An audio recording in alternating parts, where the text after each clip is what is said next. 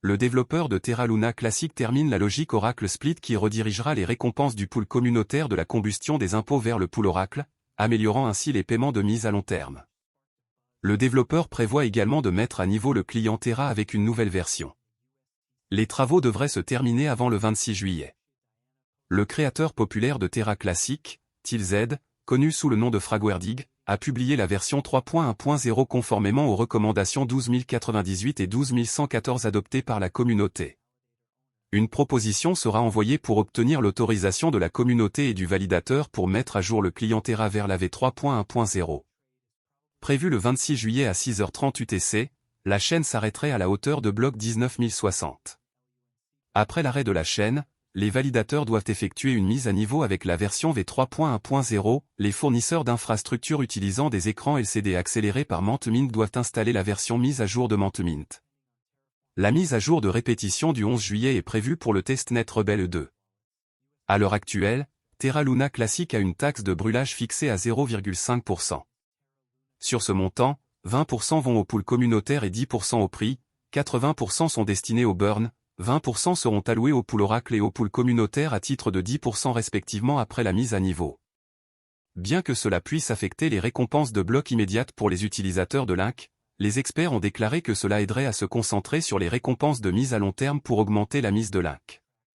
Cela profitera également aux validateurs, en fonction du volume en chaîne. Cela réduira le tag d'environ 0,5%. D'après les statistiques de CoinGlass, les intérêts ouverts des contrats à terme Link ont bondi de 20% au cours des dernières 24 heures, puis ont légèrement baissé il y a quelques heures. Sur BitGay, des achats importants sont observés avec une augmentation de 45,96% des intérêts ouverts sur les contrats à terme Terra Classic. Pendant ce temps, l'intérêt ouvert des contrats à terme 1000 Link a diminué de 1% au cours de la dernière journée. Le prix Link a changé de 1% au cours des dernières 24 heures, maintenant, le prix est de 4,07099 $. Le plus bas et le plus haut sur 24 heures sont respectivement 4,06956 $ et 4,0724 $. De plus, le volume des transactions a augmenté de 40% au cours des dernières 24 heures, ce qui indique un regain d'intérêt parmi les investisseurs. Le prix de l'USTC a également baissé de 5%, aujourd'hui, le prix est de 0,0184 $. Le volume des échanges sur 24 heures n'a connu qu'une baisse de 2% au cours des dernières 24 heures, les traders ayant acheté la baisse.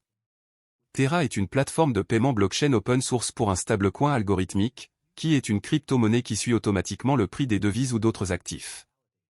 La blockchain Terra permet aux utilisateurs de dépenser, d'économiser, d'échanger ou d'échanger instantanément des pièces stables Terra. Le protocole Terra crée des pièces stables conçues pour suivre de manière cohérente le prix d'une monnaie fiduciaire, une monnaie soutenue par le gouvernement telle que le dollar américain ou l'euro. Il se compose de deux jetons de crypto-monnaies qui comprennent Terra et Luna. Les Terra sont des pièces stables qui suivent le prix des monnaies fiduciaires et portent leur nom. Par exemple, le stablecoin de base Terra suit le prix des droits de tirage spéciaux du Fonds monétaire international et s'appelle Terra SDR ou SDT. Les autres dénominations de Terra stablecoin incluent Terra USD, UST, qui suit le dollar américain, et Terra KRW, KRT, qui suit le won sud-coréen. Les utilisateurs créent une nouvelle Terra en brûlant Luna. Luna, de l'autre côté, est utilisée pour la gouvernance et l'exploitation minière. Luna est le jeton de jalonnement du protocole Terra, qui absorbe la volatilité des prix des pièces stables Terra. Les utilisateurs mettent Luna sur les mineurs de blockchain Terra, appelés validateurs, qui enregistrent et vérifient les transactions sur la blockchain et reçoivent des récompenses sous forme de frais de transaction en guise de compensation. À mesure que l'utilisation de Terra augmente, la valeur de Luna augmente également. Principale fonctionnalité de Terra. Terra vise à accroître l'efficacité des prestataires de services de paiement et la valeur pour les clients dans le secteur asiatique du commerce électronique en développement rapide. Terra utilise la technologie blockchain Cosmos pour défier les applications de paiement de détail existantes. Terra, étant une solution de paiement complète de bout en bout, évite l'infrastructure de paiement fragmentée actuelle. L'utilisation de la technologie de Terra peut permettre aux prestataires de services de paiement d'économiser des centaines de millions de dollars par an. Le réseau cryptographique Terra utilise sa monnaie native Luna comme jeton d'utilité et de gouvernance pour gérer les processus de garantie qui soutiennent et sauvegardent la stabilité des prix des pièces stables de Terra. Avantages et inconvénients de Terra. Avantages. L'écosystème Terra comprend également une plateforme de développement indépendante de la blockchain qui permet aux développeurs de logiciels de construire leur propre protocole et DApps sur Terra.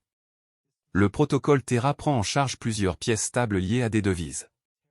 Les jetons Terra Luna aident à stabiliser son stablecoin. Il encourage les échanges entre Luna et les pièces stables pour augmenter ou diminuer l'offre. Terra a présenté encore un système d'épargne et de prêt. Ce protocole permet aux utilisateurs de déposer et de gagner des intérêts sur les pièces stables. Les inconvénients. Terra est toujours à la traîne des grandes initiatives de crypto-monnaies comme Ethereum. La plupart des transactions de crypto-monnaies liées à Terra proviennent de Corée, où résident leurs créateurs. Il est trop tôt pour dire si les monnaies liées à Terra auront un impact ailleurs. Terra est moins décentralisé qu'Ethereum.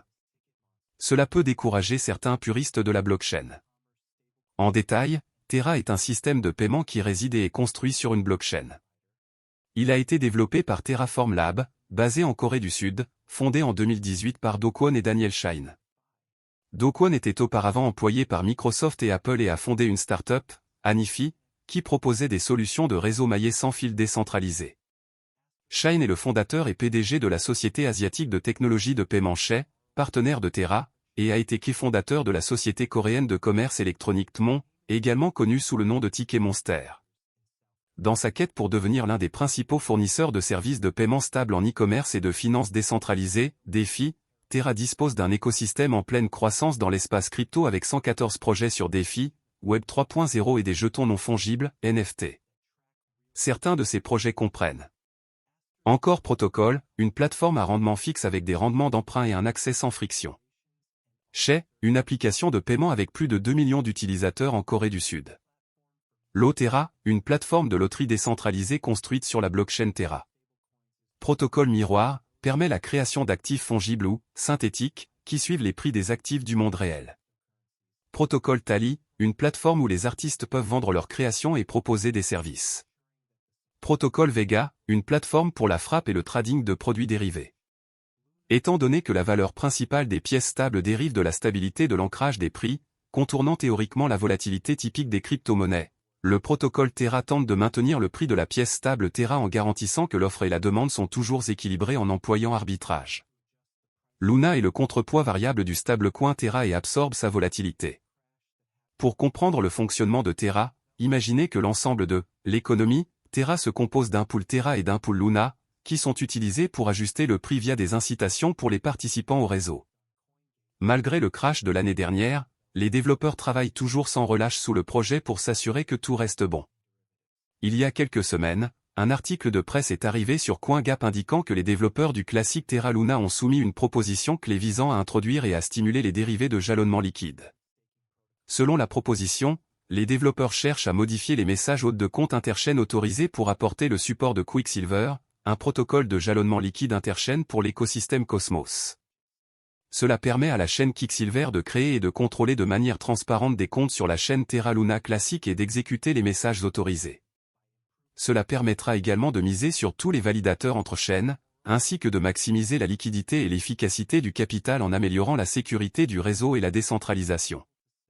De plus, il supprime la période d'attente requise avant qu'un détenteur de position ne puisse vendre ses actifs mis en jeu. En voyant cela, sachez que les développeurs de Terra Luna travaillent toujours à l'amélioration du projet. C'est pour vous dire qu'aucun espoir n'est encore perdu avec Terra Luna, je crois que tout ira bien bientôt.